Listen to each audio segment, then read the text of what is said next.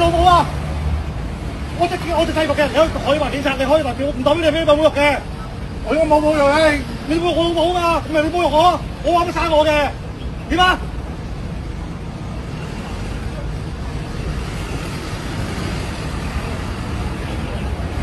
告係告㗎啦，咁咪告咩你老母啫？小學雞咁樣成個，你考個筆試㗎嘛，考個老師，小學生做咩㗎？話俾人聽嘛。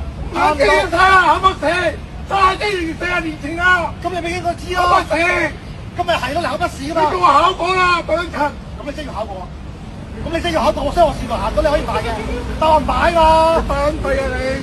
我梗巴閉㗎，佢點告你啊？你叫話香港地都叫我再考過啦，你有冇？嗱，唔好再講老母啦。我又講啦，又講啦，你老母。嗱，時間而家可能時間繼續計，如果就講你老母，你有可能今日都行今日你話乜嘢？嗱，睇我會拉你，信唔信試下？你講啦，嗰次。我唔想都試下喎。咁你覺得你老母啦？你話啲嘢，被告完啦。你過嚟快啲。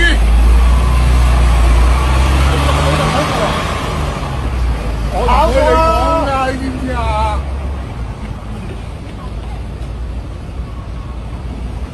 我點解有車啊？馮寶良先生。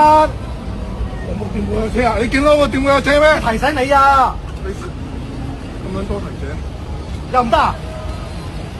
你啊，佢唔會嚟你啦，梗係有啦，你攞晒你啲資料㗎嘛。你自己攞啦。